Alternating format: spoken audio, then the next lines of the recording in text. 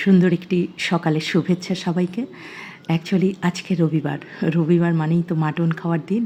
আজকে চিরঞ্জীব সকাল সকাল মাটনটা নিয়ে এসেছে, তা আমি ভাবলাম মাটনটাকে একটু ম্যারিনেট করে রাখি। ম্যারিনেট করে রেখে আজকে রবিবার জানো তো প্রচুর কাজ করতে হয়, তা চারদিকে একটু নানা রকম কাজ করে তবেই এই মাংসটা রান্না করব। তার আগে একটু মেখে টেকে ম্যারিনেট প্রায় 2 ঘন্টার মতো আমি রেখে দেবো, তারপরেই রান্নাটা করব। চামচ দিয়ে ভালো করে মাখতে পারলাম না, এবার হাতই লাগিয়ে দিলাম। এবার একটু ঢাকা দিয়ে রেখে দেবো। অ্যাকচুয়ালি আজকে রবিবার, চারদিকে একটু ডিপ ক্লিন করতে হবে। মানে মাঝে মাঝেই এগুলো না করলে তাহলে কিন্তু ধুলো তো জমেই যায়, আর চারদিকটা কীরকম অগোছালো মনে হয়। তার জন্যে একটু ডিপ ক্লিনিংয়ের দরকারই হয়।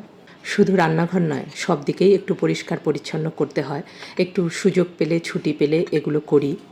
আজকে রবিবারে তাই ভাবছিলাম যে একটু বাইরের থেকে খাবার আনবো, কোনো হোম ডেলিভারি যদি খাবার দিত আর আমি একটু ঘরটা চারদিকে পরিষ্কার পরিচ্ছন্ন করতাম তাহলে কি ভালো হতো বলো তো। কিন্তু সেটা আর হলো না, সেই বাড়িতেই রান্না করতে হয়।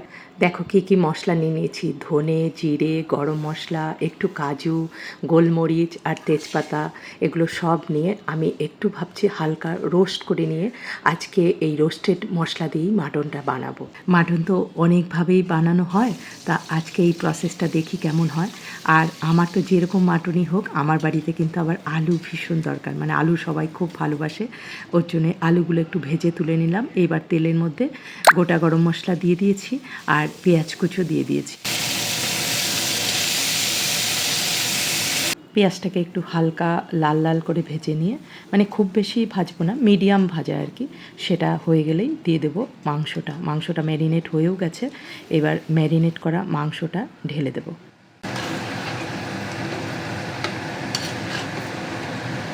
যে মশলাটা তোমরা দেখলে একটু হালকা রোস্ট করে নিয়েছিলাম, সেটা গুঁড়ো করে এইবার এই কষানো মাংসটার মধ্যে দিয়ে দেবো। দিয়ে এবার আস্তে আস্তে একটু ঢাকা দিয়ে দিয়ে ধীরে ধীরে কষাতে হবে। খুব বেশি তেল কিন্তু আমি দেইনি। এইভাবে কষাতে কষাতে মাংসটা যখন হয়ে এলো, তখন কিন্তু আমি একটু ঘি দিয়েছি। একটু ঘি দিলে মাংসের সেন্টটা, মানে মাটনের সেন্টটা একটু অন্যরকম হয়। আমার মাংস কিন্তু একদম হয়েই এসেছে। এবারে আমি গরম মশলা দিয়ে মাটনটা নামিয়ে দেবো।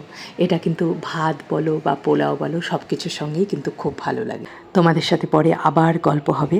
ভালো থেকো সবাই।